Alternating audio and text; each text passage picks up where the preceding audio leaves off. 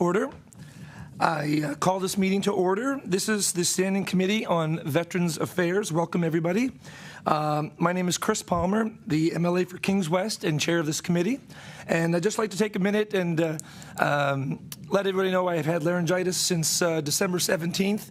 And so please allow me to be able to speak, maybe not as loud as I usually do, but bear with me with my voice this afternoon. I want to thank the Vice Chair, MLA Barkos, for filling in for me in the last meeting as I was dealing with some illness. So thank you very much. And again, welcome everybody. Today we'll hear from presenters regarding an overview of the Last Post Fund. And I'd like to ask all committee members at this point to please turn off your phones and put them on silent. In the case of an emergency, please use the Granville Street exit and walk up to the Grand Parade. And I'll now ask committee members, starting on my left with MLA Barkos, to please introduce themselves for the record by stating their name and constituency. MLA Danielle Barkos, MLA for the beautiful Chester St. Margaret's. Good afternoon. My name is Larry Harrison, the MLA for Colchester Musquodoboit Valley. Hi, folks. I'm Kent Smith. I'm the MLA for the Eastern Shore. Good afternoon. Nolan Young, MLA for Shelburne. Gary Burrell, Halifax, Shabukto. Hi, Kelly Regan, MLA for Bedford Basin.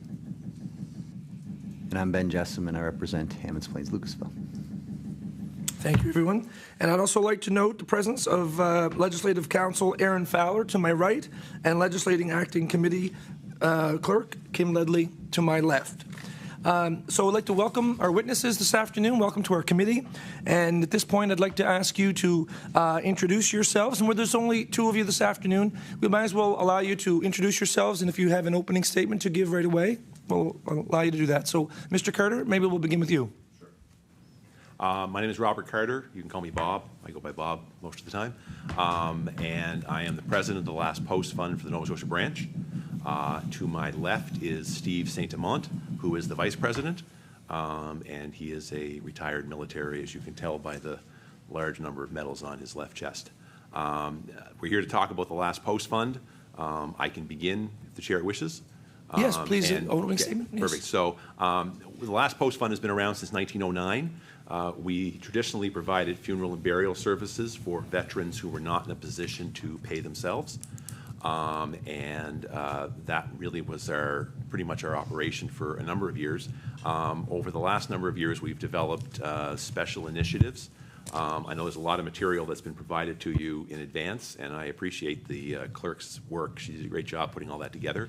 And I'll also say the clerk was great in terms of explaining this process to me, because I've never appeared before a committee, so I found it much easier coming in knowing what I was going to face versus not knowing. So in recent years, we've had some other initiatives dealing with Indigenous veterans, a lot of whom did not have proper funerals and burials after, in fact, did not have much services available to them at all after they returned from overseas or retired from the military. So we put a special effort in acknowledging them, and we now have programs that will allow them to have a grave marker in their own native language with whatever native symbols they would prefer. And we have made a point of going around and putting those in place and working with Indigenous leaders for that purpose. We have a Lost Veterans Initiative, which is designed to track down veterans who are in unmarked graves. And we have an unmarked grave program that Steve is heavily involved in and has been involved in for going back to his time when he was serving in England. And so in that case, what we're trying to do is a lot of veterans, when they came back when impoverished, did not have access to resources. The family didn't have resources. They may not have had any contact with their families, and they were buried without any grave marker or any acknowledgement. There may have been a wooden stake, wooden cross maybe, but nothing more than that, and that rots over time. So we've made a point, and we have volunteer researchers across the country, including here in Nova Scotia, who are researching these what we call lost veterans, but these unmarked graves, to be sure that they have a marker. and a proper marker and a proper funeral, and usually members from the military will get involved, and it's been very, very helpful, and it's acknowledging these people who were simply not acknowledged when they returned. Canada's got a lot of great history, but our treatment of veterans after the conflicts overseas has not been great. Since 2014, we have been involved with what we refer to as modern-day veterans. That would be Afghanistan, the Gulf Wars, and then Afghan and other conflicts, peacekeepers. Anybody who has served in the military for even a day is qualified under the program, as long as they've been honorably discharged.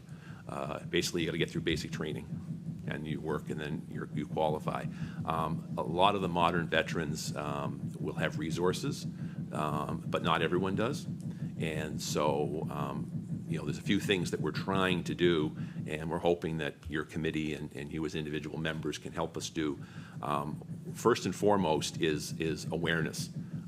We still get cases of people who don't hear about us until after the fact, and boy, that would have been great if they were available, but I didn't know.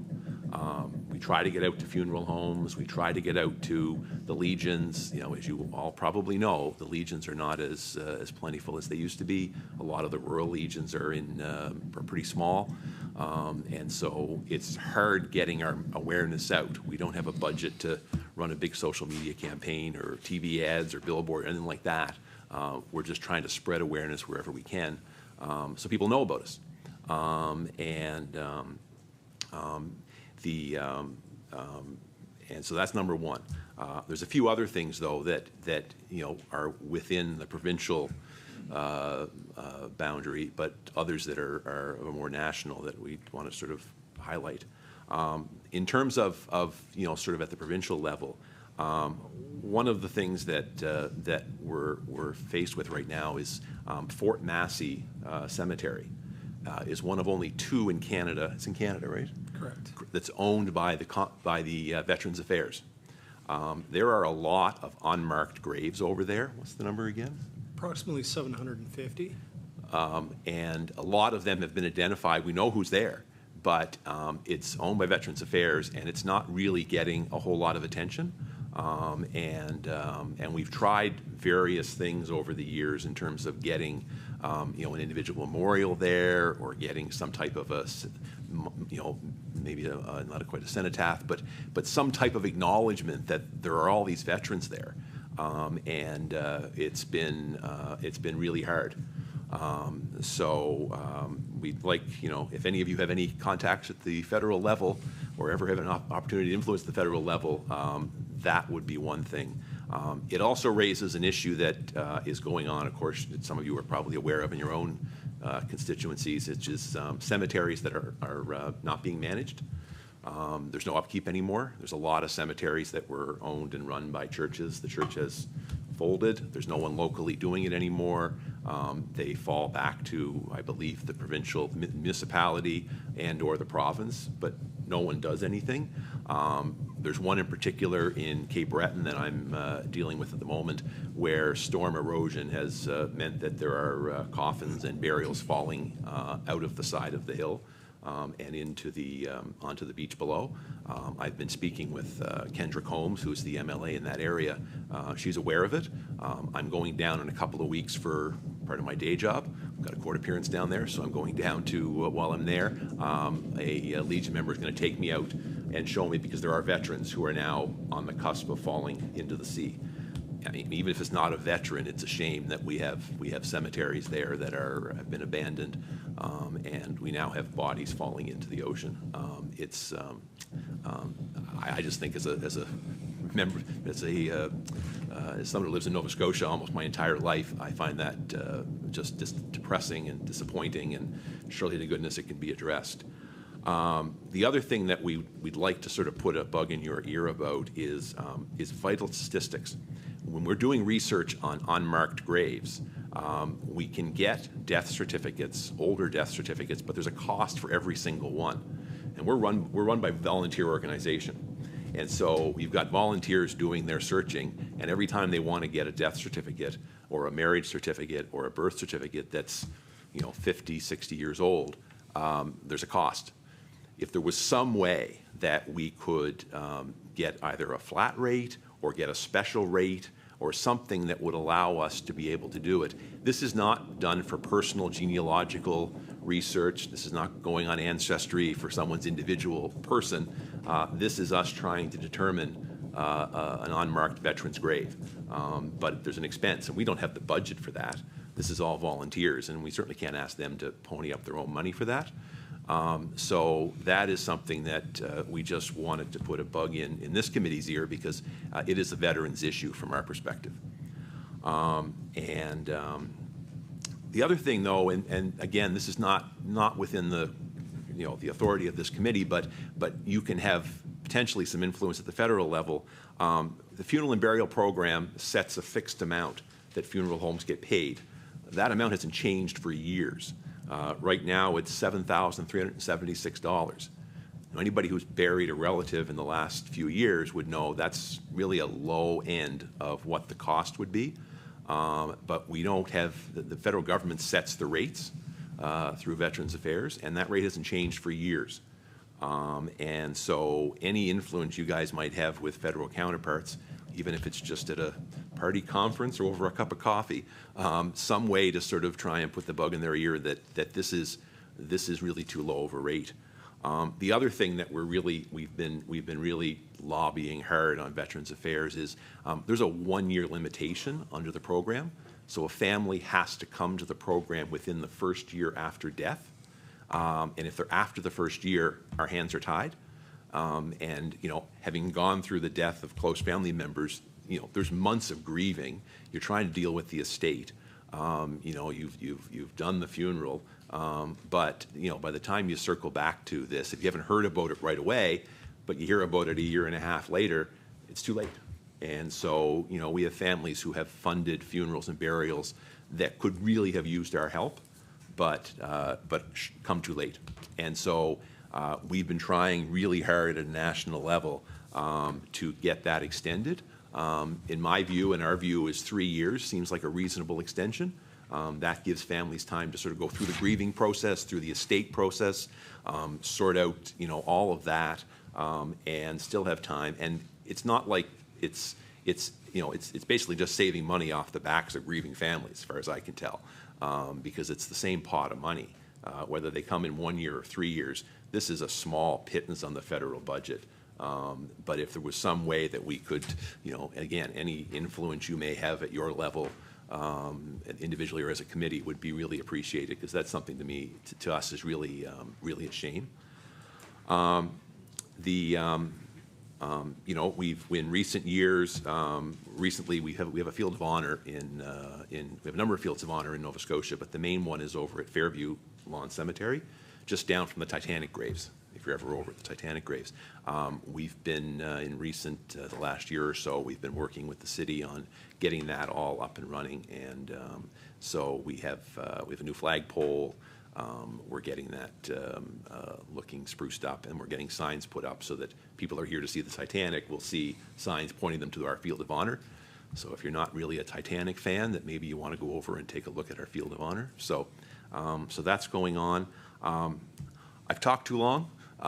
So I'm happy to answer questions between Steve and I. We will answer your questions as best we can. If we don't have an answer, we'll get you an answer. And if there's anything you need afterward, just reach out. We're both more than happy to help in any way possible. If you have constituents that have questions about the program, we can make sure they get steered in the right direction, and go from there. So thank you for your time. Appreciate it. And is there anything you wanted to add? Thank you very much, Mr. Carter. Mr. St. Amant, you're good for any opening statement, or just? Absolutely. Okay. All right. Well, we will begin our question and answer period. As the standard operating procedure of our committee, it's by show of hands, and I'll recognize each MLA with their question for you. And I do ask that you wait to be recognized before you begin to speak. And also, we will continue our questioning until probably 3:45, and at that point, we will suspend question and answer for the committee to do business after that. So we'll begin questioning, and I see MLA Barkos. You have the first question this afternoon. May I ask, do we have a follow-up? Are we allowed to have follow-up if it pertains to the Yes, first one? Okay. I will allow for a quick follow-up if it is in relation to the question asked. Perfect, thank you. So technically, I'm getting away with 3 questions now. I'll keep my eye on that. Can you tell us a bit of how the Indigenous Veterans Initiative started? I'd like to know a little bit about that. Mr. St. Amant? So in 2019, we actually kicked off the Indigenous Veterans Initiative here in Nova Scotia. We had a very good meeting with the Mi'kmaq elders over in Dartmouth, and we passed on that program. Now, what it is, it's kind of a branch of the Unmarked Grave program, but the difference being is that if the family requests it, they can have one of the seven sacred symbols put on the marker, vice the Latin cross, which is kind of our standard, and they can have their name in their native language put on the marker. So we've done that. As you can well imagine, it's more of a popular program out west than it is here. Unfortunately, in Nova Scotia, we've only had one marker taken up on that. We would love to see more, but it's a question of finding these veterans. Mr. Carter? I can add one thing to that. We about a year and a half ago, we added a member to our branch who is Indigenous, and so she's made some efforts to get us in with meeting with Indigenous leaders, and so that's been helpful. Steve and I and another one of our branch members were at a powwow in Dartmouth last summer, and we had a booth set up and had an opportunity to meet with a lot of Indigenous people who didn't know about us, never heard of us. And so it was an opportunity. So again, it's that awareness program. It's just a matter of getting the awareness out. Thank you very much. MLA Barkos for a follow-up. That leads me to ask, I think, what the reaction, the feedback was from the Indigenous community so far since they found out about it and since you've started this. Either of you, Bob or St. Amant? Mr. St. Amant? So we actually attended the powwow here in Dartmouth this past summer. That went very well, and we were getting very good feedback and getting the awareness out. Unfortunately, in one situation in Bridgewater, there's an Indigenous veteran buried beyond the perimeter of the Catholic cemetery, and he's down a hill. We would love to get him a marker, but the family in the end said, no, we don't want that, and we respect that decision. That's one of the things that we find difficult here is suicides weren't treated very well in certain capacities, and people buried beyond that. So trying to find those people can be very problematic. Yeah, understandable. Thank you very much. MLA Harrison. Oh, thank you, Mr. Chair. My question is going to be around eligibility, assuming that there are some that are not eligible for the program itself. Are you looking into ways to expand the eligibility criteria? And if so, what would that look like? Mr. Carter? I can start off. Steve would have more of the specifics because he's been involved in some of them. Ideally, we'd like to expand it so that, like right now, there's a means test, and if you have a certain income, if you have certain assets. Now we take out the home is not considered part of your assets. Other than we really try and make an effort to count as little as possible towards the assets. Ideally, we would like to expand that number. Is it 42,000? 40,000 is our threshold. Mr. St. Amant? $40,000 is the current threshold right now. Mr. Carter? So ideally, we would like to expand that to a higher number. I mean, $40,000 can be achieved pretty quickly, but that doesn't mean the family's got oodles of money to afford a funeral and burial. at current prices, especially with inflation and everything else. And so even if, they don't, so ideally we'd like to get that increased. Again, it's Veterans Affairs tell us what threshold is, and we can ask, and we ask every year when we go to budget time, if we can increase the threshold. And the best they'll do is it's gone up a little bit on sort of cost of living, but not substantive, and not with inflation over the past year and a half or so. That's not accounted for in this. So ideally, we'd like to raise that, and so that it becomes more available to people. Mr. St. Amant. If I might add, our basic 5-year trend right now, we're averaging approximately 117 veterans a year in Nova Scotia are recipients of the funeral and burial program. 72 is the average for those that are not accepted.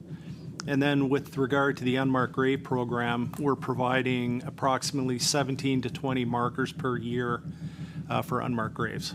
So that gives you about a 5-year trend. It's declining or trending down at the moment. Second war veterans are passing on and at a faster rate. So we're definitely on a bit of a downhill slope at the moment, but we still have a considerable number of modern day vets that will cater with these services as well. Thank you very much. I have MLA Young and then MLA Reagan after that. Thank you, Mr. Chair. I noticed in your annual report you had six objectives that your organization was focusing on. One of them was awareness, and you mentioned awareness earlier. I'm just wondering what you're currently doing to promote your services, and also, how do you see this evolving? Mr. Carter? Awareness really is just feet on the ground, spreading the word. Anywhere we're at, if a branch member is anywhere, they will talk about Last Post Fund. I have a briefcase I carry with me for work, and I have in there a ton of Last Post Fund pins. And so I can be out anywhere, and I just give someone a pin and talk about Last Post Fund. Steve and I met back in September, I think in September, with the Provincial Legion executive. For Nova Scotia and Nunavut, and we met with their executive and went through the program and answered their questions. We've had follow-up with a number of legions around the province. One of our past president met with the service officer at the provincial level. I have met with some individual legion members and branches as I've traveled the province for work. And that's really all we can do at this point, because we don't have a budget for advertising. We're not, we got one member under 40. Everyone else is our age and up. So social media, it's awareness. No one's finding our social media accounts. I speak for myself and probably Steve and everyone else on the branch. And so it's really trying to just word to word, mouth to mouth, just on the street, see somebody, talk about it. I've got Last Post Fund stuffs all over my office that if anybody comes in, I'll give them something. But it's that level. It's that on the ground, so to speak. Yep. MLA Young for a follow-up? Yeah, just a quick follow-up. So do you have any suggestions on how we can raise awareness of the programs to our local veterans? Mr. St. Amant. Yes, absolutely. I know you generally put out an MLA bulletin, that talks about what you're doing in your particular riding. A mention of the Last Post Fund and our programs, i.e. the funeral and burial program, Unmarked Graves, and the Indigenous Veterans Initiative would be a welcome addition to one of your bulletins. Maybe on a yearly kind of cycle, if that was possible, that would be a very significant help. We would also like to recruit someone with a PR background to assist us with those kinds of efforts, and we're looking into that. We're hoping we can do that in the near future. Thank you very much. MLA Reagan. Thank you. Rookie mistake here. There, I went and pressed it. Sorry, Paul. So, can family members be buried with a veteran if they are in fact using the Last Post Fund? Mr. Carter. Traditionally, it wasn't, but there's been, in recent years, we've been allowing that. The National Field of Honor in Quebec has a number of burial sites as well as columbariums, and they've in the last year or so have been opening it up to family members. When I was there in June, I got a tour, and they showed me a number of sites where there is multiple family members, husband, wife, and daughter, or son. And so, we've really tried to allow that. Now, I don't think it's something that's broadcast really loudly, and oftentimes it's not something that there has been a lot of requests over the years for that, but it's something that I know when I was at the national meetings in June, it was being discussed, and we were opening it up that way. MLA Reagan for a follow-up. Thank you. Well, I was thinking, boy, I should be sharing this on my social media and in my next e-newsletter, et cetera, so I can guarantee that I will do that. And MLA Jessom and I will take this back to our caucus to let people know that they can share that too, because we're always looking for things that will help our constituents. And here in Nova Scotia, we have a lot of veterans. There's no two ways about it. But you mentioned the $7,000 cap.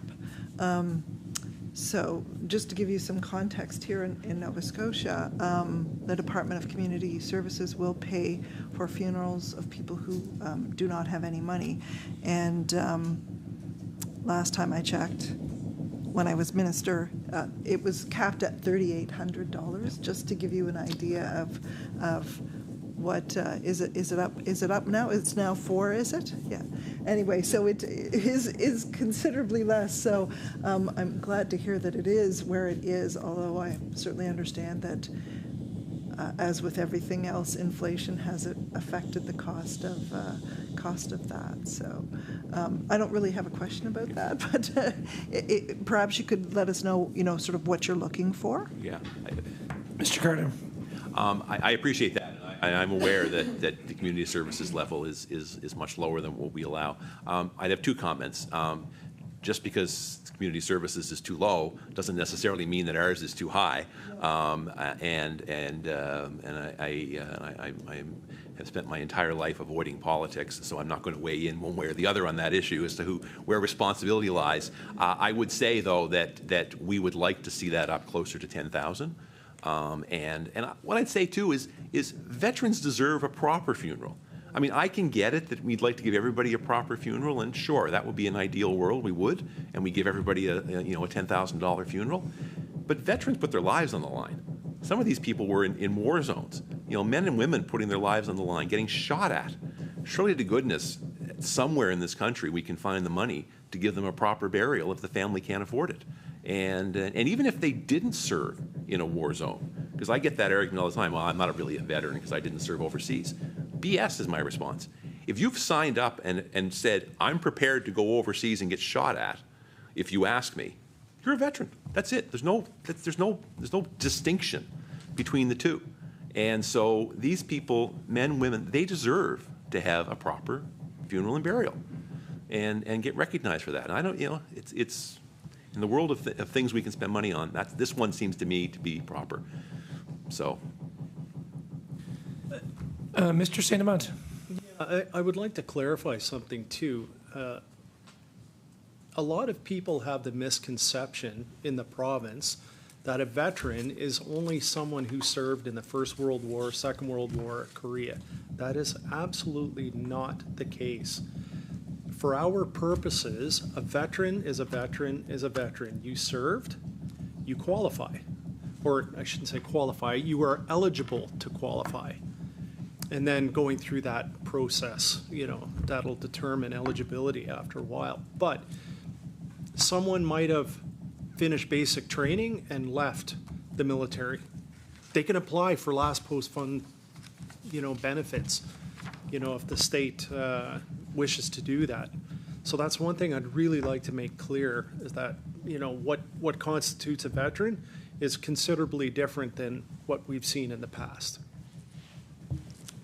Thank you both for that passionate reminder of the people who we are here to serve and advocate for, so thank you. I have MLA Burrow. Thank you. Look, first, we appreciate your patience with the background noise. There's nothing we can do about it. And I was going to say, in our committee group this afternoon, between Reverend Harrison and myself, we would have a lot of experience with the burials of veterans, particularly between the two of us, the burials of veterans in rural communities. And one thing about burials in rural communities is that the clergy person tends to be a little bit closer to the arrangements than is the case in other places. In other words, you tend to help people with the forms, and sometimes help people figuring out about accessing things to do with money. So I'm actually pretty familiar with the last post fund application process, and I can almost tell you where I've served those applications that were successful and those which weren't.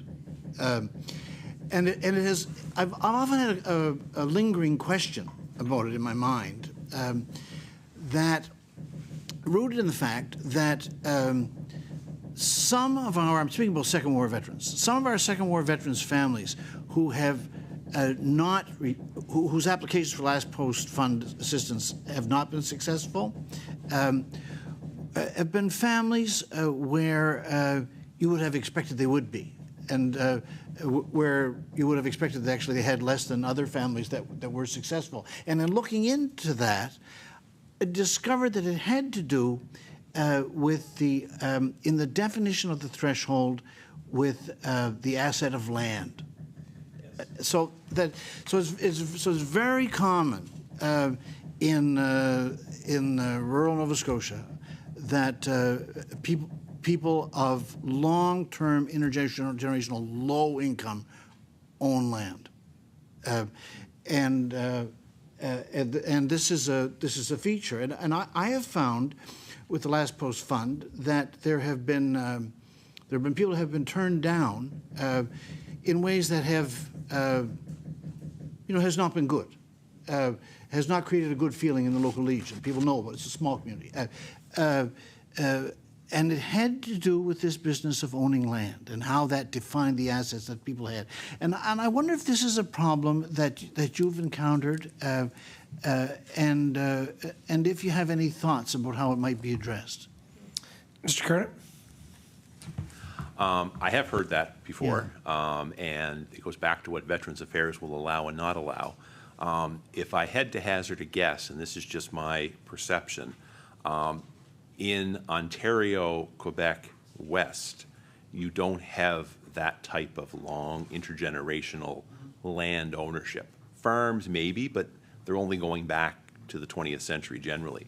Whereas we will have in rural, all of you would have constituents who are living on land that's been in the family for 200 years. And so it's not as much of an issue in the other parts of the country that it is here, so it doesn't get the attention that it gets.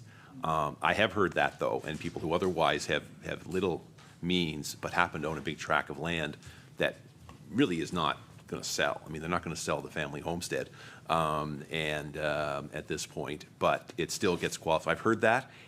Listen, it's part of the eligibility dynamics and discussions we have with Veterans Affairs all the time about what should be and shouldn't be. If I had to hazard a guess, maybe I'm just paranoid and suspicious living down this end of the neck of the woods, is that there's more sort of pull from Veterans Affairs from people in Ontario West who don't have this type of issue. The matrimonial homes in Ontario are generally way more valuable, especially if you live in the GTA. So when they exclude that, that can immediately put people in into eligibility. So it's a good point. Again, one that we will certainly have conversations with Veterans Affairs about. Emily Burrell for a quick follow-up. Thank you. I mean, it might sound like a kind of a peripheral point, a way in which assets are defined and so on. But in a rural community and in a rural region where you would have perhaps, well, now not so many, but let's say 15 years ago, where you might have 3 or 4 Second War veterans pass away in the course of a year. This kind of inconsistency harms the reputation of the fund, and people tend to know about it. So I think it's not as arcane or peripheral a matter as it might. So I'm glad that you have that same feeling, that it is something where it might be important for us to get our oar in on. Yeah. Mr. St. Amant? Can I ask a question in relation to that? The land ownership, is it a parcel of land in addition to the place they live on? Or is it the land encompassed with the PID, like the PID would have their home? Because if the land is external to where they are living, that's an asset. MLA Burrow? Something similar is dealt with in housing grants in Nova Scotia, where you have to be below a certain threshold in order to access the grant. But these are for grants for people who own homes, so small income in the context of home ownership. And the rule that's applied there in Nova Scotia housing programs is, if the assistance is extended to you, and you convert that asset, in other words, if you sell that house, then that grant is repayable. But in the cases that I'm talking about, I'm talking about a family homestead, in which it is extremely unlikely that it's going to be sold or converted, and in which the land isn't necessarily worth all that much anyway. Other than potential stumpage. So again, I think it's not a peripheral consideration. Yeah. Thank you very much, MLA Burrow, for bringing that topic of conversation up, and maybe there's some more information that can be shared about that afterwards. That's great. Thank you. MLA Barkhouse, and then MLA Jessom. Thank you. I was shocked when you mentioned in your opening statement about Fort Massey, and that it's owned by Veterans Affairs, if my notes are correct, Veterans Affairs Canada, and that there's no acknowledgement there. Do you have an insight as to why the federal government hasn't done anything there? Mr. St. Amant? And how long have you been trying? That's part of the same question. So no follow-up then. Mr. St. Amant. So when I became engaged with the Unmarked Grave program in 2018, I immediately set my sights on Fort Massey. And ironically, when I was doing the research, I discovered the unmarked grave of one of our black soldiers from the No. 2 Construction Battalion, and he now has a marker. So some good that came out of it. So when I started the initial research, it was pointed out.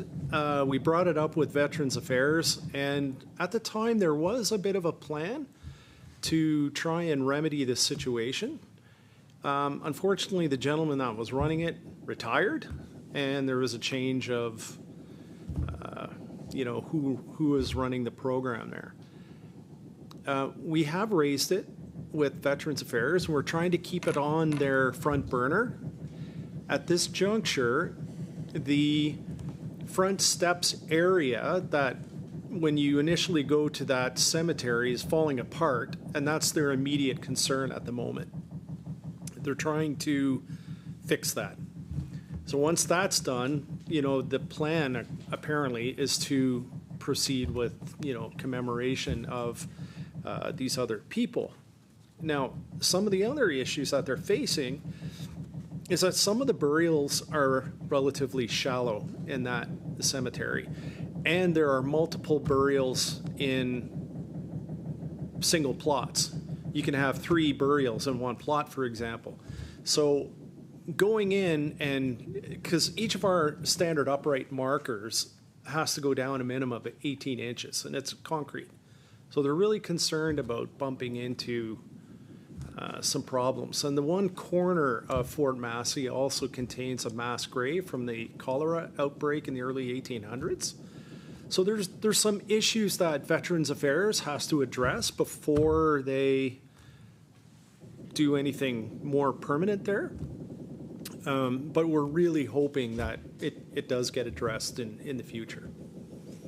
Emily Marcos for a follow-up. Thank you. So you say there's 750 unmarked graves. And this is going to be very hard, I think, maybe to answer, where you say that there might be 3 burials in one plot. But do you have an idea of how many veterans are buried there, marked and unmarked? And you might have a percentage or an amount, sorry, of the amount that you guys have managed to mark over the years? Mr. Saint-Amant? So, no, I can't give you exact numbers. So of the 750 unmarked graves that I'm aware of, and they're the names that were provided to me by Veterans Affairs from their database, you can actually go online and search the database for Fort Massey. So when I started looking through, it's not just soldiers that are buried there, it was also a garrison cemetery for dependents. So there's unmarked graves to spouses of serving soldiers at the time and their children. So there's family members buried in there as well, in addition to Imperial troops and sailors. So there's a mixed bag, and at this point, there's approximately 50 Canadian soldiers that would qualify for a marker under our unmarked grave program. But we can't proceed with anything just yet because we got to work with Veterans Affairs on that. Thank you very much. MLA Jessom. Thanks for the opportunity, Mr. Chair. Good conversation, everybody. Thanks for your engagement all around the table. My question's related to, I guess, the current circumstances whereby we're seeing the cost of living stress families more perhaps than has been the case in some years. As much as I can weigh in on that as a 36-year-old man, but from what I gather, based on the conversations that I hear through constituents and through the legislature, and I'm sure we all get the same, there's pressure out there that is profound, and I'm curious to know how the present circumstances have impacted your organization. Are there more people banging on your door? What's your perspective on your organization as it relates to the challenges that people are facing with respect to the cost of living? Mr. Carter? I'll start. Steve may have some things to add to it, but part of the issue is that we're still waiting for this to play through the system. The cost of living increase really has been ramped up over the past year and a half. I think you're going to see more people coming forward to the program if they're aware of it. People who were surviving based on an investment portfolio that is not worth what it was worth. People whose household expenses have gone out and they've eaten into their savings because their various pension checks are not going as far as they used to. I think you will see that come in. This is part of, though, our general conversation with Veterans Affairs about thresholds, about trying to acknowledge these types of things. In the past, when they've increased the threshold amount, it's been on a 1% based on what inflation has been for much of the last 20 years, not recognizing that that's been different in the last year and a half or so. So I think you're going to see an increase. Whether we've seen it yet or not, I don't know that there's enough time has passed yet to see that influx. Part of it too was COVID, and I know that gets used a lot in terms of what impact it has. But in a lot of cases, people were putting off funerals. In a lot of cases, people were making them simpler affairs because of they wanted to get it done, and so the cost they were doing was not what they would otherwise have done, but they did the best they could, and so the costs weren't as high. So I'm no doubt there were people who otherwise would have qualified but just the amount they were spending was so small they didn't bother making an application. You know, and I think that will start to change as well as we go forward. So I expect there will be an increase, especially as the modern day veterans come through the system as well, because a lot of the ones who would have fought in 1990, 91, the first Gulf War would be, you know, that was 30 years ago, so, or 32 years ago, so. Mr. Santamont for a comment? Yeah, just I did kind of do a little inner chuckle when you mentioned your age here, Mr. Jesselm, because we have combat veterans who are younger than you are. And as you're well aware, we had a very tragic circumstance. One of our Afghan veterans with severe PTSD, you know, was it Mr. Downey? Desmond. You know, that kind of situation has come up. We will bury those people. You know, and that's another thing that we need to clarify here. When a veteran left the military, generally it's on honorable terms, and what they do after they've left the military, as nefarious as it might be, we will bury them. We will provide them with a proper funeral and service. So I just want to make that clear. Mr. Jesselm for a follow-up? Thank you, Mr. Chair. Through you, thank you for that information, folks. With respect to my colleague's comments about the supplementary funding that DCS provides, is that something that stacks with your program, or is that counted as income? Mr. Carter? I'll get this right eventually. From our perspective, it doesn't. Like, we wouldn't look at that. I'm guessing DCS would, though.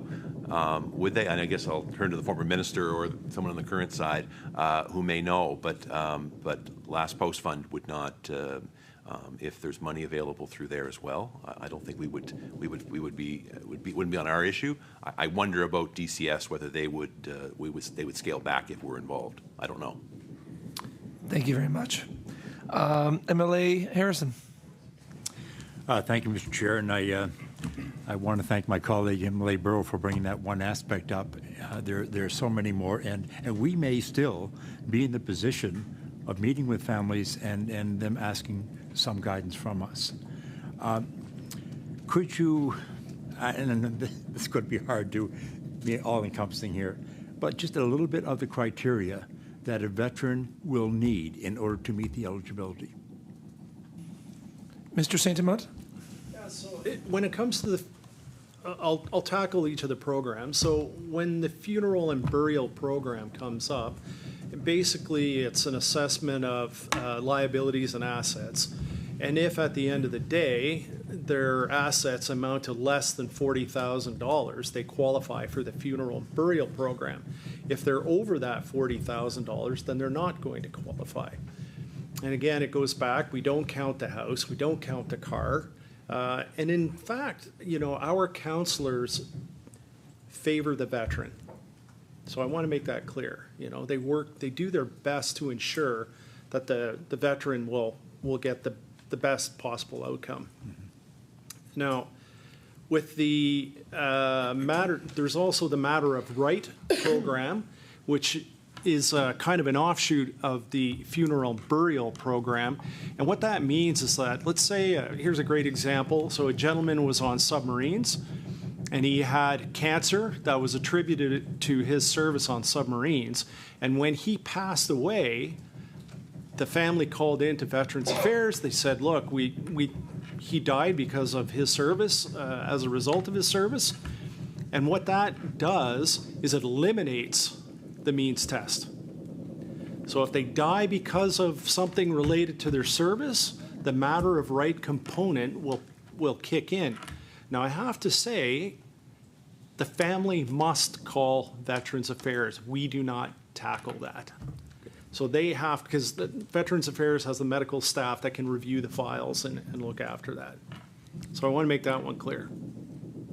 The Unmarked Graves program, the veteran has to be in an unmarked grave for more than 5 years, and we have to have proof of service, proof of death.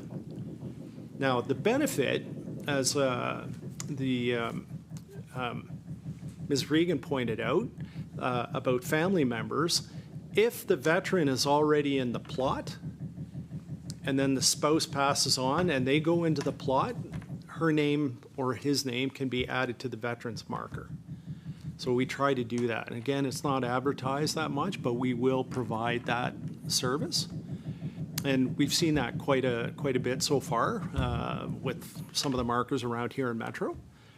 I think I covered it. Yep. Does that answer your question? Mr. Carter? Just in further follow-up, I think you and your staff would be easily some people who would be asked to help with forms like this. I mean, this is exactly what people go to their local MLA's office for. And so I think, you know, being able and familiar with the program would be helpful for that. One thing you commented on and Mr. Burrell commented on is the clergy. And that's something that I will take away from here, because I can say in Nova Scotia we've not spent a lot of time with getting word out to clergy, at least as long as I've been around. But it's something that I think we should. You're absolutely case in point, especially in rural areas. You're the point of contact for the family. So I just wanted to highlight that. I appreciate that. I hadn't thought of that. So that's my comments. Thank you very much. MLA Harrison for a follow-up. Is there a particular rationale, I guess, behind the criteria? I mean, is just as a general statement. Mr. Carter? I think the rationale is Veterans Affairs is trying not to cover the funeral and burials of people who could otherwise afford it. So they got to pick a number somewhere. Okay. And so they pick a number that is darn near the poverty line. I mean, you can figure out in your own worlds, if you eliminate, you know, the house, the car, the pension, you know, people often have a savings account with, you know, a tax-free savings account, or they've got an RRSP or a RIF that's got money in it. So I think Veterans Affairs is trying to sort of, I mean, if I was suspicious, I'd say they're trying to save money, which is probably true, but they're trying to make the number at a level that is near the poverty line. So they're trying to get those people focused on, rather than what I would argue is should be the higher threshold. Simply because when the veteran passes away, there's often a spouse who has to live on, and you know, veterans traditionally have always been male. I mean, less so now, but traditionally and often with a stay-at-home spouse, what's the spouse supposed to do? You know, so I think that you know, there needs to be more flexibility with the threshold, but you know, we're not the ones they ask about that. They tell us, not we tell them. So, but in terms of why, that's, I think, basically it. Thank you very much. MLA Young. Thank you, Mr. Chair. Mr. Carter, in your opening remarks, you talked a bit about some of the work that's being done by volunteers. I wonder if you could expand on some of the roles that volunteers play within the Last Post Fund. Mr. Carter? I will talk about it at the higher level, and then Mr. Sanamon, who has run the Unmarked Grave program, can speak about it in that context, as he navigates with a lot of the volunteers, including some, in one case, a Duke of Edinburgh student who was involved with our program and helping. The branch is all made up of volunteers, and a lot of them are former service members, and so they volunteer their time not just for the branch level, but also with the engagement. So when we had the various powwows, we had branch members who were there for most of the weekends, attending, setting up tables. Steve was at the No. 2 Construction Battalion ceremony in Truro. We were invited, he and I were invited up to be part of that. I was tied up that weekend, but Steve attended. And it's just getting the word out on the street level. So, you know, if with my job I'm around the province by times seeing people, I will talk about Last Post Fund while I'm there. I'm going to Cape Breton at the end of this month for a court appearance. Part of the trip will be heading out to check on this gravesite in, I think it's in Dominion, It's out in that end of the island. So that's at the higher level. In terms of the unmarked grave program in particular, Steve runs that and is right on the ground with that. So I'll defer to him on that one. Mr. St. Amant. So we have a program called the Lost Veterans Initiative, and it's a volunteer program.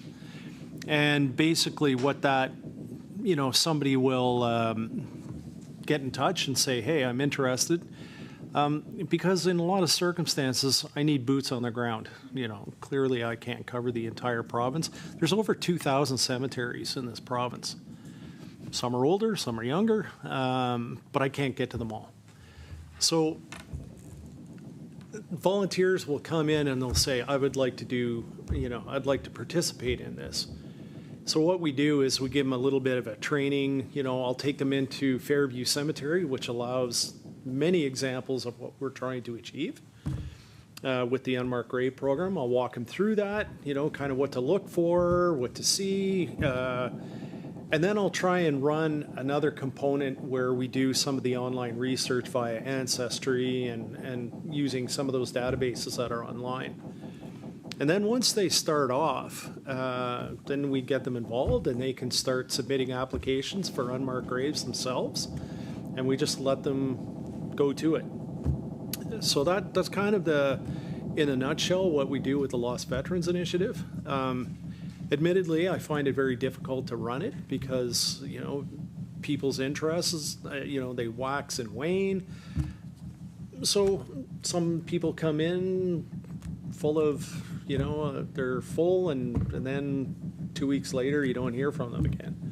So it's a bit of a challenge with volunteers sometimes, but we certainly love having them. And as Bob mentioned, a couple of years ago, a young lady by the name of Gabby Fenwick was working towards her Duke of Edinburgh Award. And we brought her in, and it was one of the pillars of the Duke of Edinburgh Award is community service. So we spoke to the Duke of Edinburgh program here, and they said, yeah, we'd totally accept that as community service. So that's another option for some of your youth in your ridings if they're interested.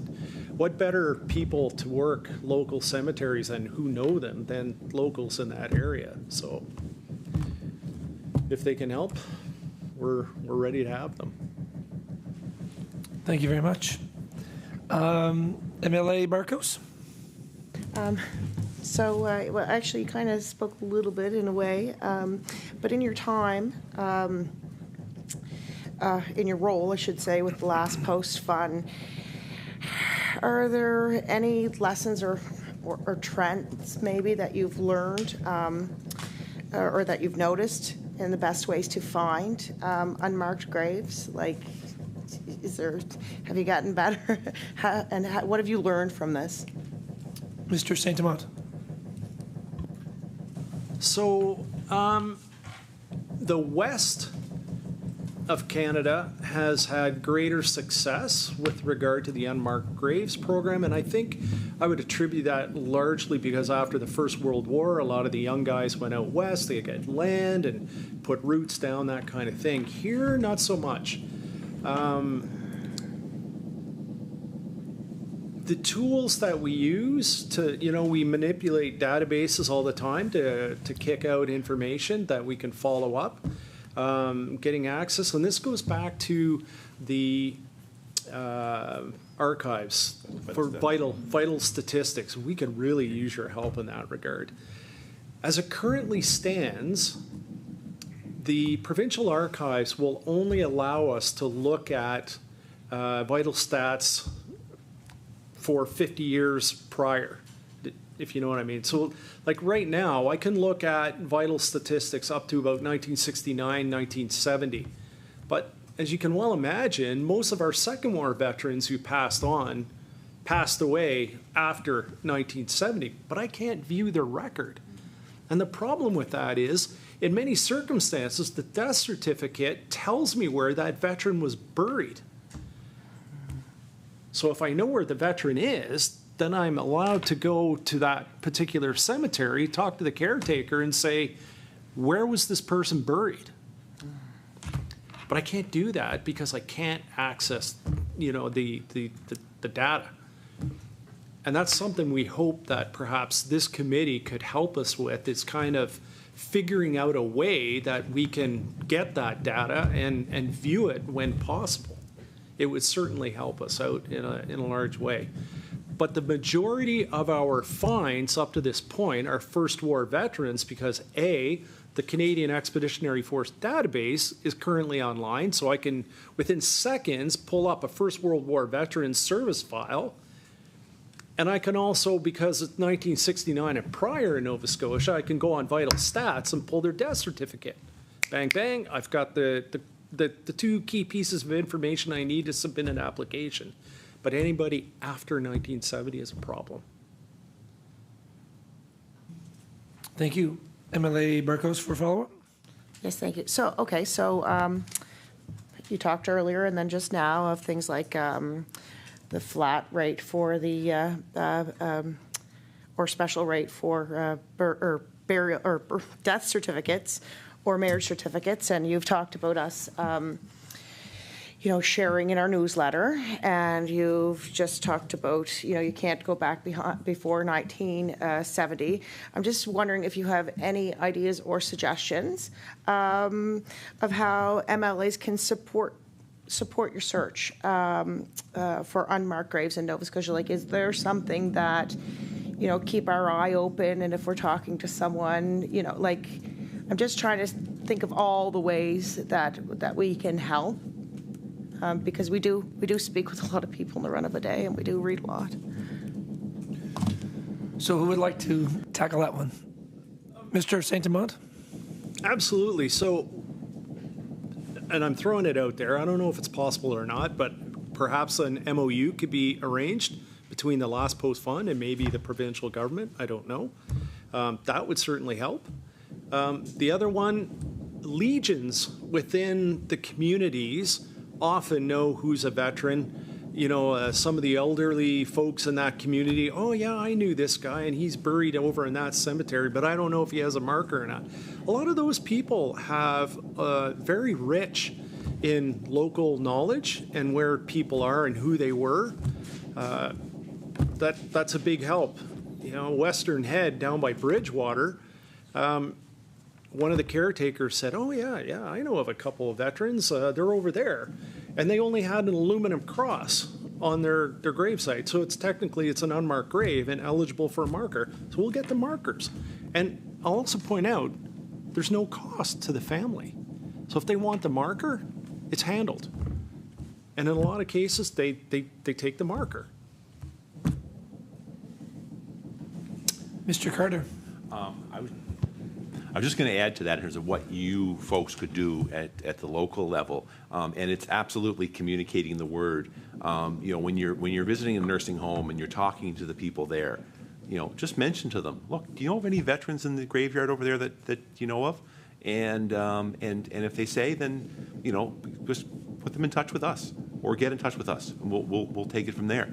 You know, things like that. If you're you know, at the Remembrance Day service, which people attend, you know, don't be afraid to, you know, ask people about veterans. Older folks have a lot of knowledge, and they remember, but you know, if nobody asks them, they don't bother saying it. And so that's something I think that you guys at the local level would be able to have, and would have that relationship versus, you know, someone like Steve or I rolling into town and trying to talk to people. They'll talk to you. They're not terribly interested in talking to me.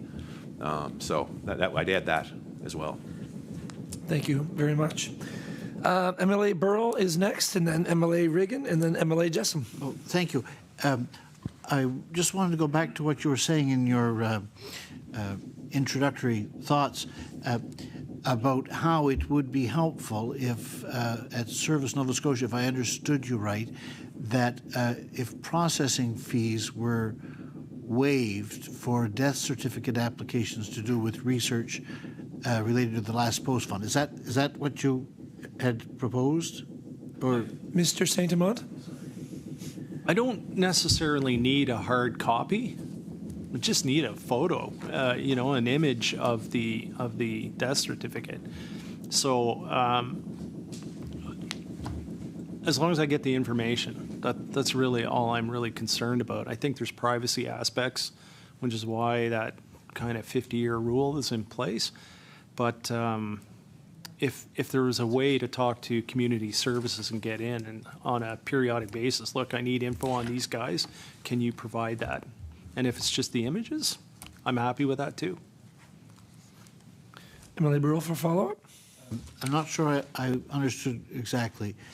I took from what you said originally that it was the processing fee was problematic, that you didn't necessarily have a budget for that, and that each application at Vital Statistics comes with a charge. And I thought I heard you say that it would be helpful if there were some means by which the government could waive that charge for the last post-fund research. Is that what you meant?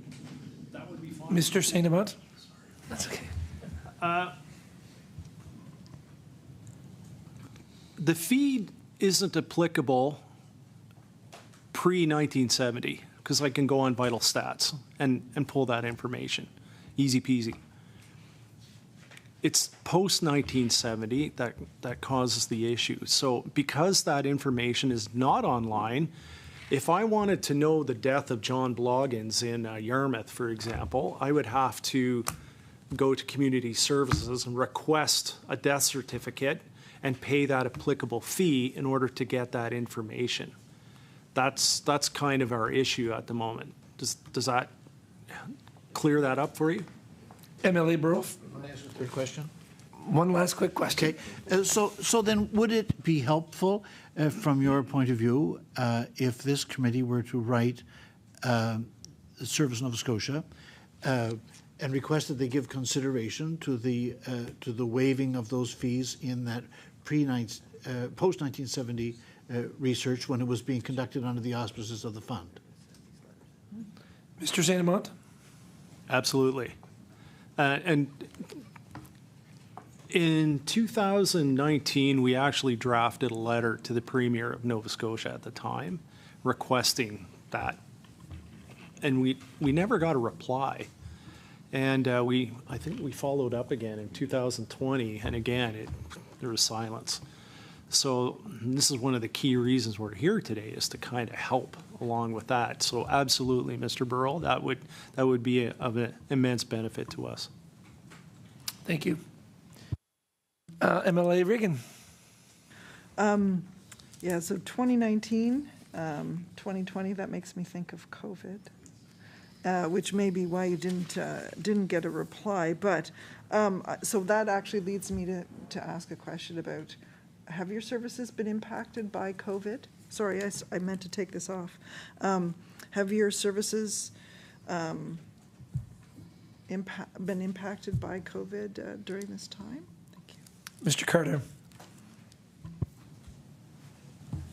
They've been seriously impacted because we haven't been able to get out for long periods of time where there were restrictions because of COVID on traveling the province.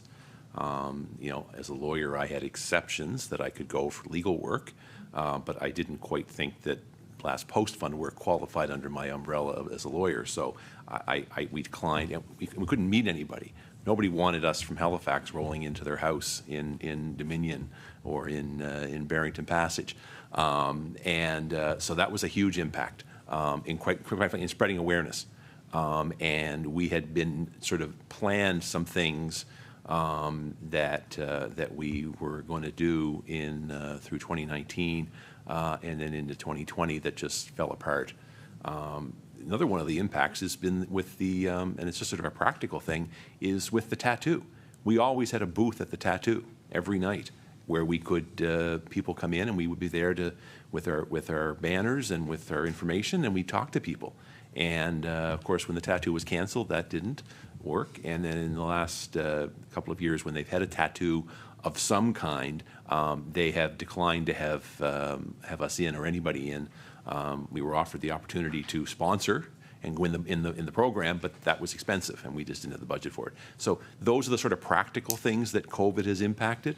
And so now that we're kind of living with COVID, coming out of all of this, we're trying to get back in. So this summer we did get out and see people. We were at various powwows. We went to the #2 Construction Battalion ceremony, Remembrance Day. At one point, we were allowed to go in early and lay a wreath before the ceremony. And then one year we were allowed to, a small number of us, and we were one of the ones, were allowed to go down, but there were no public invited down. Well, this past November we had a full service, and it was probably the hottest Remembrance Day I've ever had. And on the Halifax Grand Parade, a number of the soldiers needed medical attention from the heat. But it was a full service again. And so we were able to go up and lay our wreath with everyone else. The public was there in huge numbers, and they came down afterward, and it was well done. And so that's nice, but all of that was on hold through COVID. MLA Reagan for a follow-up. Could I just? Oh, Mr. Santamont. And one thing that had a significant impact to us across the country was the shortage of granite. I don't know if most of you are aware, but the markers that are in cemeteries, the granite is supplied from India. So the quarries in India were, if you can imagine, about a year and a half ago, they were talking about Indian hospitals were overwhelmed. Well, they had no workers in the quarries providing granite. No granite, no markers. So we've only just started to catch up with some of the back orders for our grave markers to get installed. So that was another significant impact. MLA Reagan. An impact which I had never considered, I have to say. So I was listening to my two colleagues who are MLAs but also members of the clergy, and it reminded me that of something a friend of mine once said about MLAs being with their constituents on the best days of their lives and the worst days of their lives, right? When they have to bury a spouse or whatever. And this past week alone, I was at two funerals, right? 44-year-old mom and an 89-year-old grandfather, great-grandfather, et cetera, right? So I do think we're a valuable resource. So I think that's, and members of parliament too, I would say they would know about that. And often our councillors are very accessible and people will reach out to them. So I would just say those are all points where you could possibly reach out. The other thing that struck me was when you were talking about older folks knowing who's buried where. I've done a fair bit of work with our local historical society in Bedford, Scott Manor House, and there's a network of those historical societies across the province, and they might be really helpful just in determining where people might be in unmarked graves. We do a graveyard walk every year in one of the local cemeteries, and there's a lot of knowledge with that historical society, so I just thought that might be another place you might want to reach out to too. So that's not really a question, unless you have something else you'd like to add. Thank you. Thank you, MLA Reagan. MLA Jessom. Thank you, Mr. Chair. Going back to one of your, through the chair, one of your asks as it pertains to the limitations around applications, the 1-year limit. I'm curious if you can weigh in on any feedback that you've got from the feds with respect to the ask to extend that. I'll leave it at that. Thank you. Mr. Carter. This came up when I was at the national meetings in June, and the federal government is very, very reluctant to increase it 1 year. Because they talk about wanting certainty and wanting to have a an end date, and they don't want long tails of these things. Sorry, the microphone. If I was cross-examining the minister, I might suggest to him that perhaps it has to do with cutting off people before they have a chance to apply, and it keeps the money down. But I don't want to cast aspersions on the federal government. But their argument, though, quite frankly, is that they want to avoid a long tail. Which I think is crazy, because you're not talking about vast sums of money at the federal level. And I just think that the overriding desire to look after veterans should trump whether somebody gets back to them in 18 months or 2 years or 6 months. That shouldn't matter on something like this, but all we can do is just keep pushing at the national level with Veterans Affairs. So. Mr. MLA Jessamine for a follow-up? Yeah, I'd be interested to know, like, I guess, have you identified other perhaps like funding programs that would have a similar expiry date? Like my colleague referenced a gift card program that No end dates now. there's no end dates on it, right? So like, I guess I can appreciate the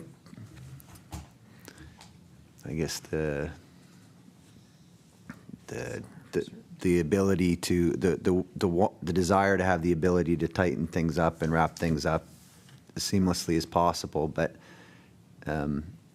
you know, it creates a certain barrier for families that. So I'm wondering, did they, or have you encountered or delved into other types of programs that may have either a flexible end date or something that's more extended than 1 year? Through the chair. Mr. Carter?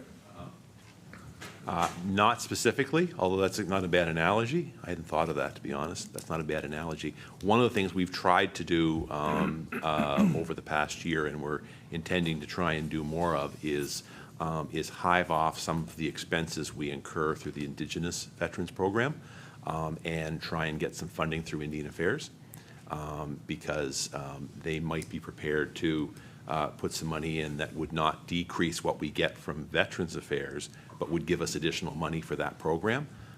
Like, we're not trying to treat them as different veterans. It's entirely about trying to find funding sources. But the suggestion from one of the staff we were talking to in over the last year or so has been that we might get some favorable ears in Indian Affairs with respect to funding for that program. In terms of the idea of trying to look at other programs that don't have funding deadlines on, you know, I don't know specifically, but I think that's something that we should definitely be looking at. We've been more talking about it from the level of it's the right thing to do. Sometimes it's just the right thing to do. Whereas, so maybe that might be an avenue. I hadn't thought of that, and I don't know if anybody at the national level has done anything with that aspect of it. MLA Jessamine for a quick final follow-up. Thank you for your indulgence, Mr. Chair. And just a quick suggestion, perhaps you've already gone down this road, humble suggestion. I guess, supporting your efforts, there may be an opportunity through the National Summer Student Jobs Program to do some of this kind of finite research that's, I'm not sure, maybe one of my colleagues can weigh in about the deadline for those applications, but I know that it's coming up soon, but there's support to fill out those applications and make those asks, and for some of these things for you folks, it may be perhaps a valuable tool. I know that local organizations certainly benefit from those things to come in, that program for students to come in for the summer and, you know, do a project that, in this case, may be identifying, you know, a number of different things that may be on your to-do list that your group of volunteers simply doesn't have the time to take to make it work. So just a humble suggestion. Thank you for your indulgence, Mr. Chair. Is there a comment you'd like to make to that, Mr. Saint-Amant? Mr. Saint-Amant. So we have pursued that route. As a matter of fact, our colleagues in Newfoundland routinely have that summer student program. But the way they do it is they're tied to the tattoo. It all has to do with having an entity to tie those kids to. So the Last Post Fund, as a national organization, you know, like provincially, we can't tie them to our office in Montreal. So there are some, how can I say it, some bureaucratic red tape rules that kind of surround that. So that's one of the reasons why we haven't necessarily done that here. But we are aware of that. I would also like to point out as another point about that 1 year getting the phone call in.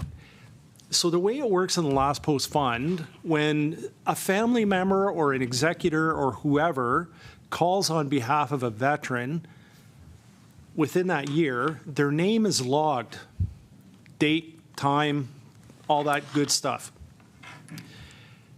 And the good thing about that is even after 1 year, let's say, a veteran was cremated or whatever, and in year 2, for example, they finally figure out, okay, we're going to bury this guy here. Those services will still apply because the family or the executor called within that 1 year. So I can't emphasize that enough to all of you. Tell your constituents, call. The day of death or a couple days after, call the last post fund and start the process within the year. Because if things change after that 1 year, they're covered because they made the phone call. So if you go beyond that 1 year, it's end game. Okay, so I hope that clarifies that 1 year thing. Thank you. Thank you very much. MLA Harrison. Thank you, Mr. Chair, and I want to thank you for the passion and compassion that you bring to what you do to the vets and their families. Just to piggyback on some of MLA Barkhouse's questions and others, would you have a sense of short-term goals and long-term goals that you would like to tell us so that we understand what's needed and in the process perhaps give some assistance as well? So do you have some short-term, long-term goals that you can share? Mr. Carter? I'll start off. In terms of short-term goals, we would definitely like the access to vital statistics. We like the awareness. As much awareness as we can get would be important. I think in terms of longer-term goals, we have fields of honor in a number of cemeteries around the province.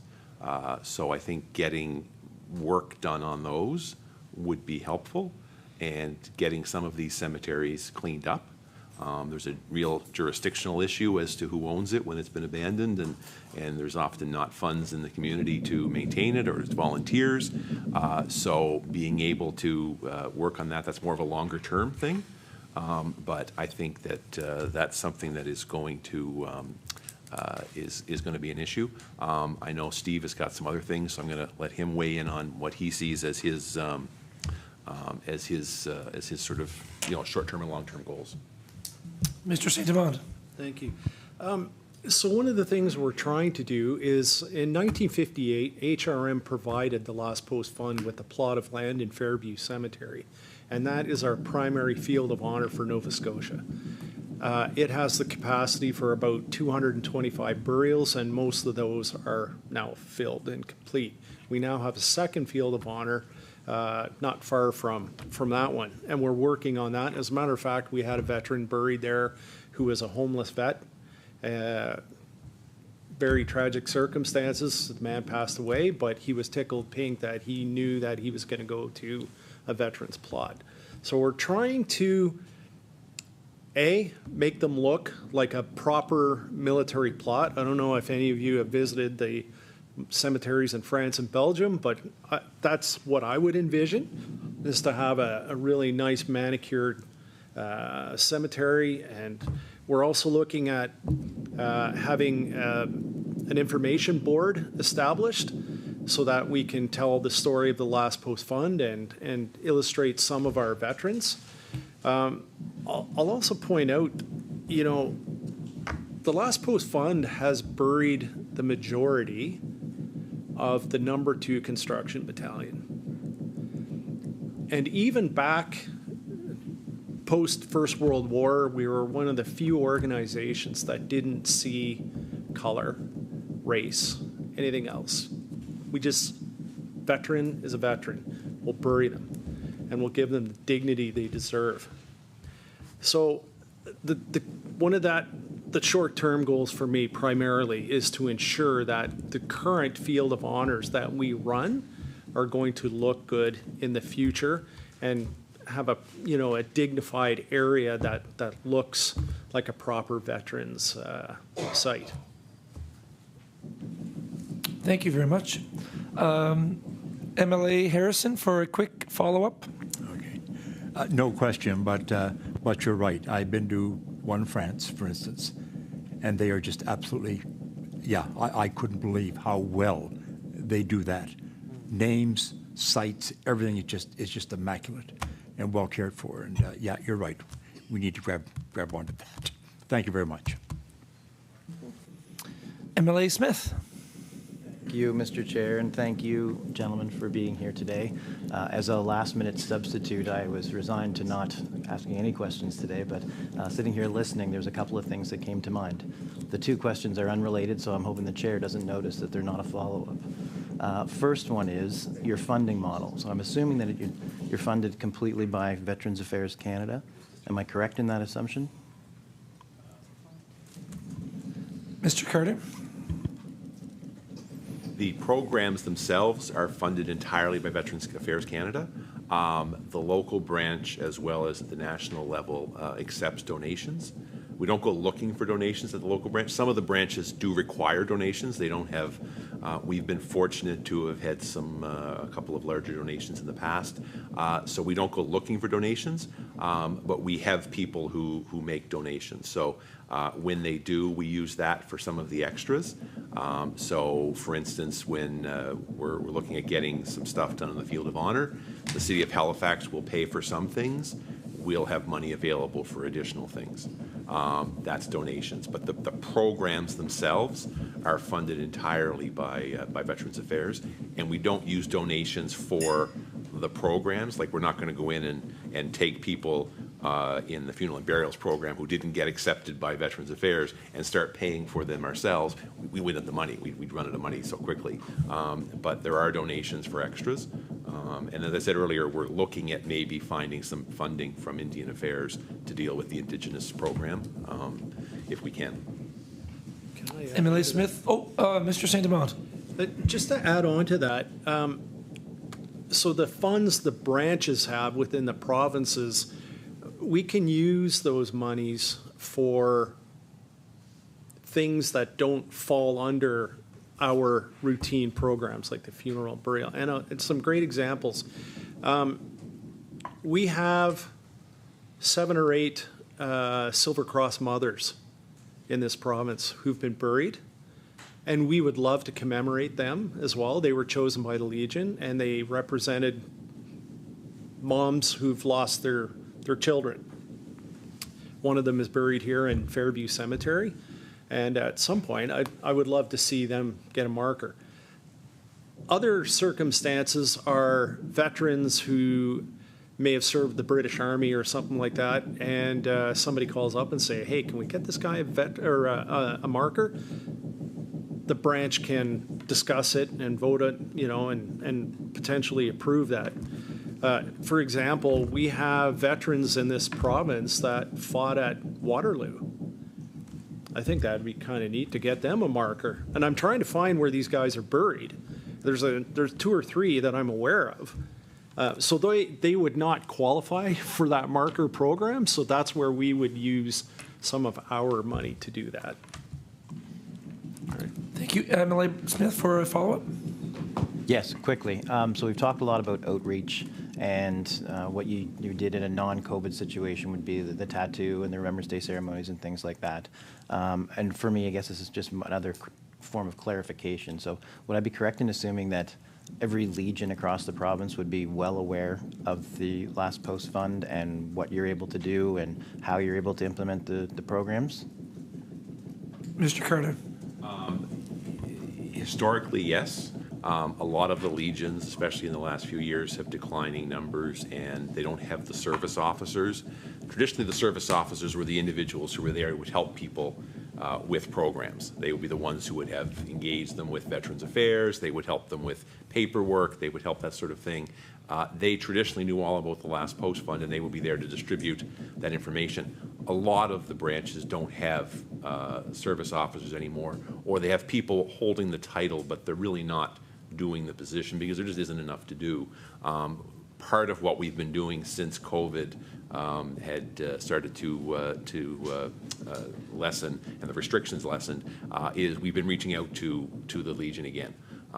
You know, I would like to have visited a bunch of Legions as I'm traveling around the province for work, but with COVID I couldn't. So one of the things we did is Steve and I met with the Legion executive for the province. Our past president, Paul O'Boyle, he met with the service officer at the province level, and they spent a couple of hours going through all the programs, and he was going to distribute it. At the national level, they've been trying to engage with the National Legion at that level to spread the word out. We have had contact with some individual legions around the province who have reached out for information. As I said, when I'm in Cape Breton in 2 weeks, I'm meeting with somebody from the Legion in the Dominion area. So it's been that sort of thing. So, you know, traditionally they knew all about us. It was clear when we met with the executive that that information had not transferred, and a lot of them didn't really know what we did. We did burials or something, but they didn't know much more than that. So that was part of our outreach, was to re-educate them on what we do. So. Thank you, Mr. Carter. I will indulge you, Mr. Smith, MLA Smith, for one last follow-up. Thank you. I appreciate it, Mr. Chair. Do you have brochures with you? You mentioned earlier you carry them in your briefcase. Mr. Carter. Yes, I can certainly arrange to get brochures to your offices. I can tell you that I've run out, and I'm waiting for some. We've made a point of getting some to a couple of veterans groups in the Dartmouth, a couple of veterans there, and also we've been working with a couple of the Indigenous offices and getting brochures there. So I'm actually out of brochures. So when I get more in, I can certainly make a point of sending them around too, and I have a committee list here. And I will send them around to your offices. Because again, I mean, it's just outreach. It's about getting the word out any way, shape we can. Thank you. Thank you. Appreciate And that's a good problem to have. Yes. So that's good. Mr. St. Amant. Yeah, just to add on to Bob's comments there, I've spoken to 2 widows in the past few months, and both of them, the first question I asked them was, did the funeral home tell you about the Last Post Fund? And there was no reply. They said no.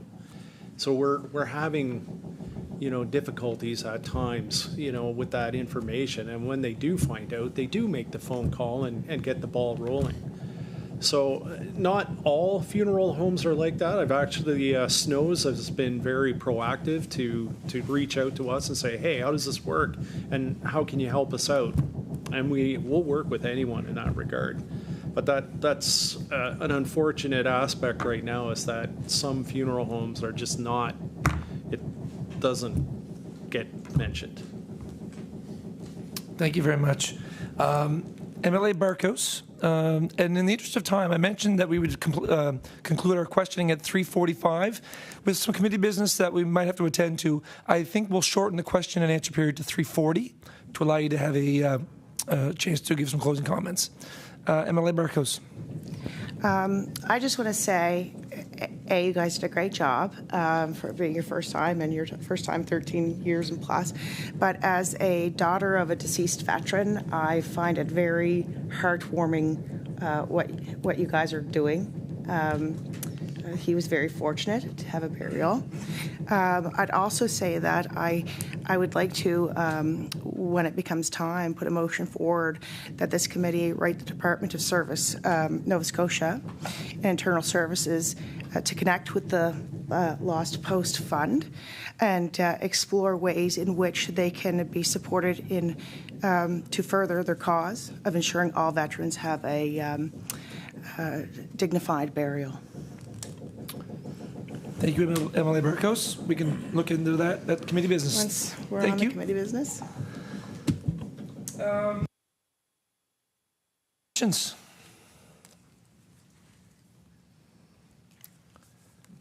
Okay. Is this one of those things I have to ask 3 times? Is there any other questions?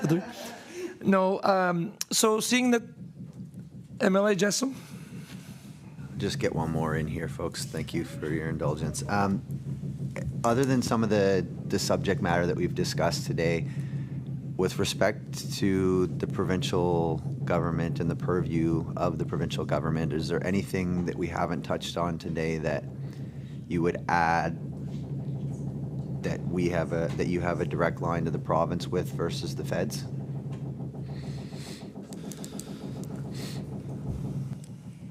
Mr. Carter? No, I think we've canvassed it all today, and you guys have been very thorough with the questions and clearly engaged with the topics. We really appreciate that. A lot of it is at the federal level, so we're trying our best, but we appreciate that. So, And thank you, MLA Jessom. And maybe as the chair, I would just like, it was mentioned to get brochures to all committee members, but I'd like to maybe request that all be sent to every MLA in the province as well, and that can be sent to our committee clerk. They can be sent to our committee clerk, and they can distribute them to the legislature for all MLAs as well. Okay. So with that being said, and no more questions, we'd like to give our witnesses an opportunity to give a closing statement and have any final words for us. So we can begin with Mr. Carter.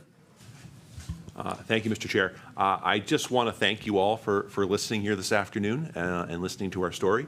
We are engaged in trying to provide some dignity to veterans in their final days. I came into this through my interest in history. Veterans were not always treated well in this country after campaigns, and I am going to do my darndest in my time to try and at least make some positive changes in that area. Anything that you guys can do to spread the word is great. If you or anybody in your office or anybody you know has questions, don't hesitate to pass them along to us. We have a website that's got contact information. Someone can easily find me on Google. I'm not hard to find, and track me down with questions. If I don't have an answer, I'll find an answer, or I'll find someone who's got an answer. But I really do appreciate your time in this, and so thank you. Mr. St. Amant, do you have any final words? No, I would echo Bob's comments, and I sincerely appreciate your motion, I guess, Ms. Barkhouse. We will get back to you regarding your question regarding the rural aspect. I think that's an interesting one, and we're going to follow up, and we'll get that info back to you. So thanks to all of you for listening to us today, and we sincerely appreciate it. And thank you both for appearing today. Thank you for your service. At this point, we will let you know that you're free to leave. I think we'll take like a 3-minute recess, and as you leave the room, and then we'll get back to our committee business after that. So thank you very much for coming.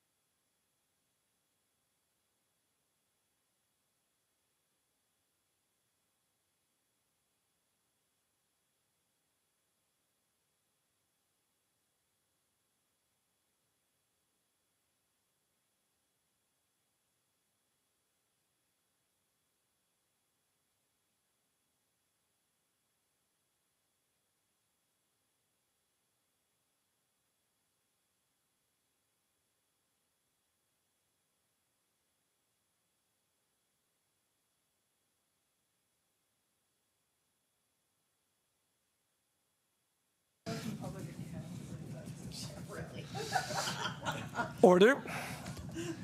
So our committee, we have some committee business to attend to, and obviously from discussions in this committee meeting today, were very, very, very informative.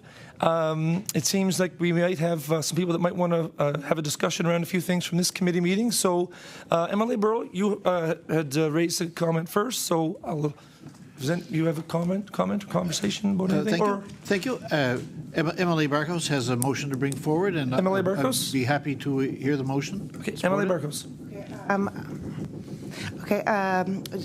I'd like to make a motion to write a letter requesting that the Department of Service Nova Scotia and Internal Services connect with the Lost Post Fund and explore ways in which they can be supported to further their cause of ensuring all veterans have a dignified burial. So there's a... That's what I said, did I not? Lost Post Fund? Oh, did I? Okay. That's all right. Just, yeah. So we have a Strike motion the lost, put in last. on the table. Seems pretty clear, but is there any discussion around that? No discussion? All right. All those in favor of the motion, say aye. Aye. All those opposed? Motion carried. Any other conversation, discussion? MLA Burrell, did you have a comment about anything? No. From our committee business, we also have a motion that's been on the table since our November meeting. Oh, I'm sorry, MLA Jessam. Yeah, just in keeping with the spirit of connecting with counterparts outside the room here, there was a number of asks that came from our presenters today, and I'm wondering if I need to be overly specific, but my intent is to have, through the chair, have the committee reach out to Vets Affairs Canada to make the ask about the recognition monument at Fort Massey, to make the ask about the limitations around the 1-year time limit with respect to applying and the ask for an extension of that date. Perhaps my suggestion would be that based on those two in particular, have the chair and the clerk craft a letter to VAC to let them know that we've been made aware of those two situations and ask them to provide the committee with a response. If that's adequate for a motion today, then perfect. If not, then perhaps I can revisit it and bring it back next time. MLA Barkos. Can you repeat that, please? MLA Jessam. Thank you. Through the chair, the two that come to mind as initial ones is that they reference Fort Massey Cemetery owned by Vets Affairs Canada and the lack of I'll say a monument that should be stood up at that location. So I guess the inquiry would be, is there plans to establish something at that location? And then the second one having to do with the Veterans Affairs limitations around applications for the program. Their ask was for an extension of 3 years. The present scenario is 1 year. So my suggestion would be to have the chair and the clerk craft a letter to VAC making inquiries about those two items and ask them to provide the committee with a response so that we have that for information purposes and we can make our business in response to that those comments from VAC. Okay. MLA Reagan. Further to my colleagues' comments about the 1-year timeline, I understand why they would like a 1-year timeline. There's certainty, etc. But particularly with COVID, what we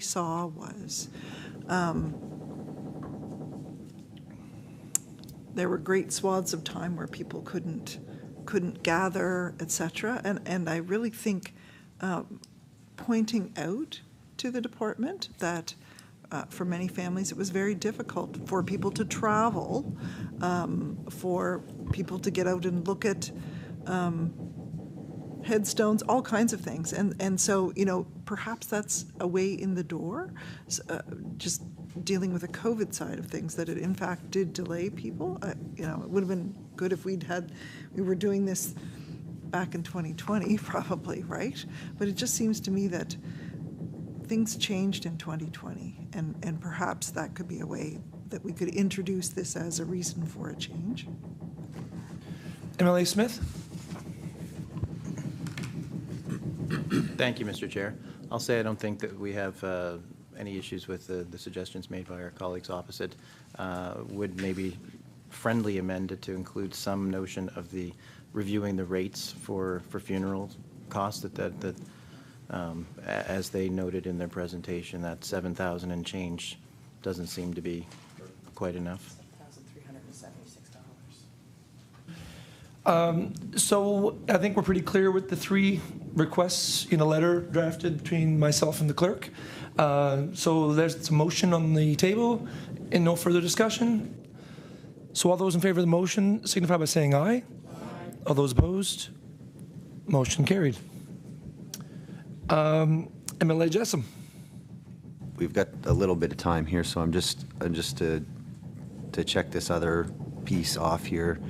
Our guests referenced the state of the cemetery in Cape Breton.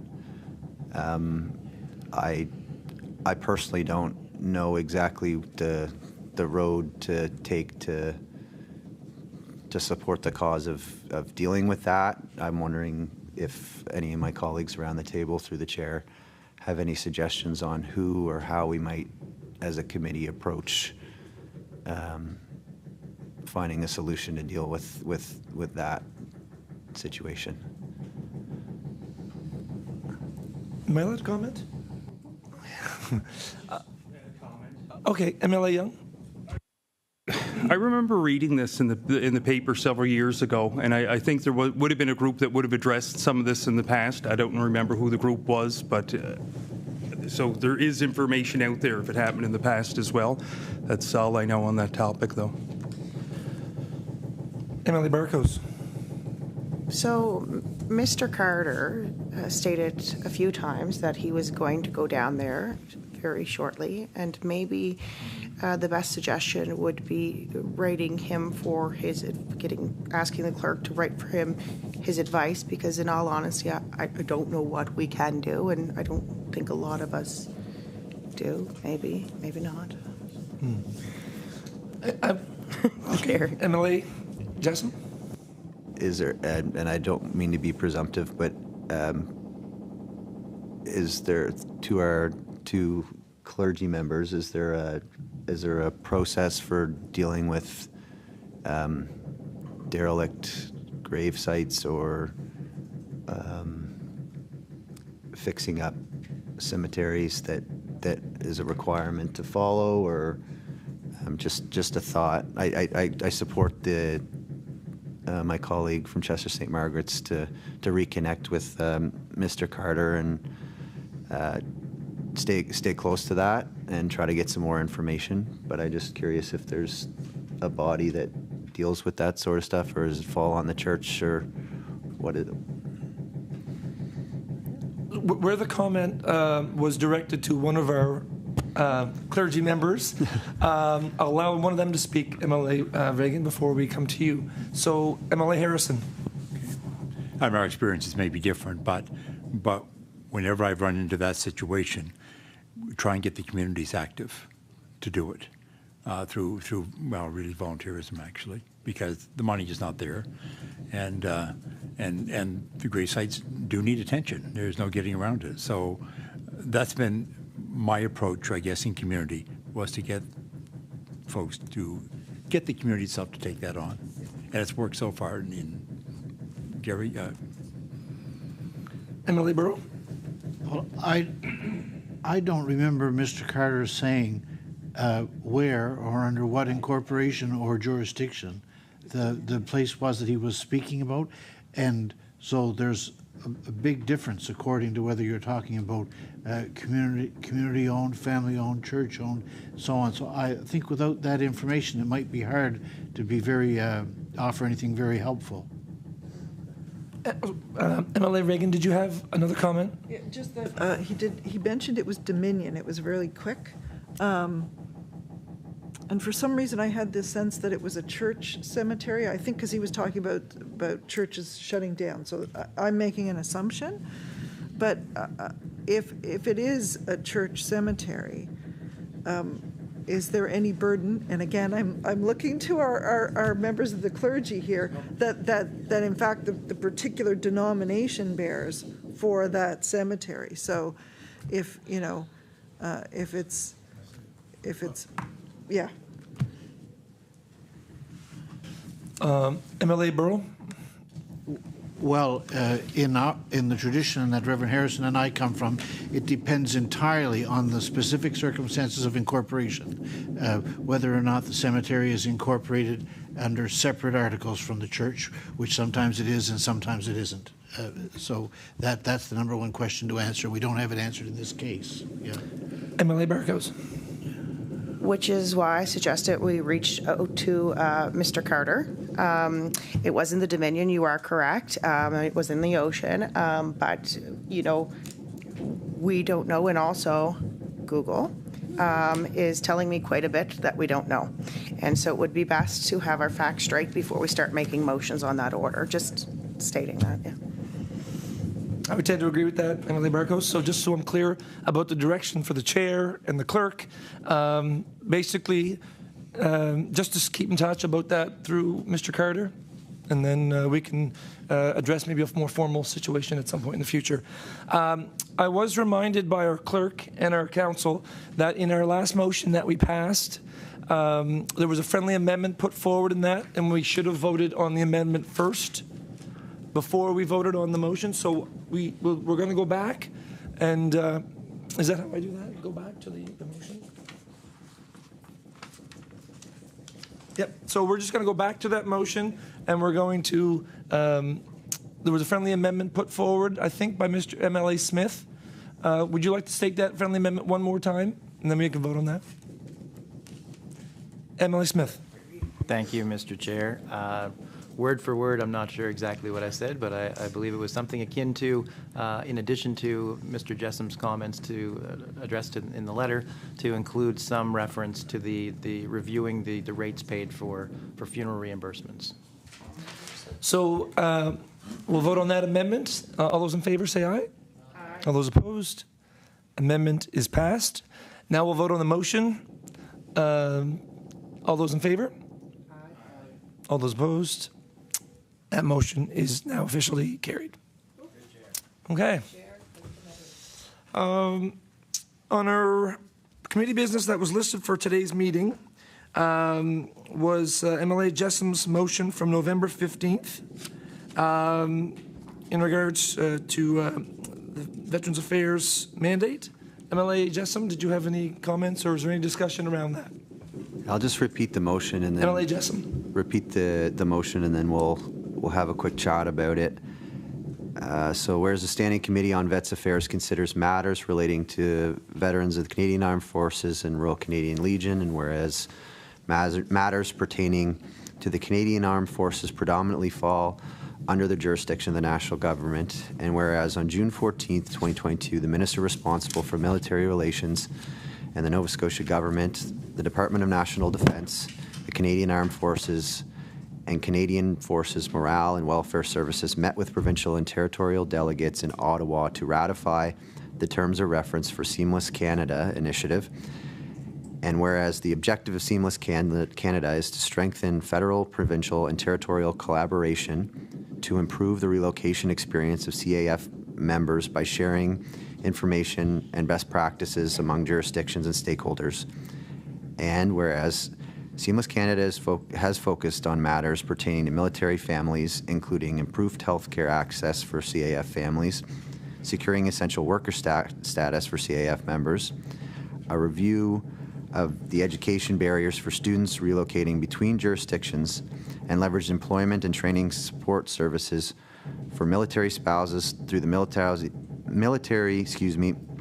Military Spouse Employment Initiative and the Military Spousal Employment Network.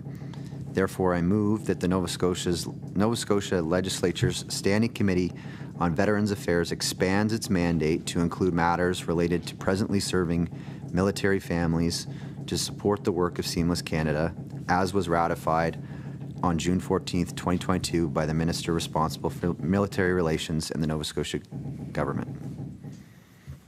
Is there any discussion? MLA Young. Just a couple of comments for the committee. Ensuring that Nova Scotia's military community feels supported and recognized is a priority of this government. And whereas the Seamless Canada Agreement was just signed in June, it's less than a year ago, I'd like to give it a little bit of time. Let's see how it functions and coordinates across the country before making significant changes to the committee. MLA Jessom.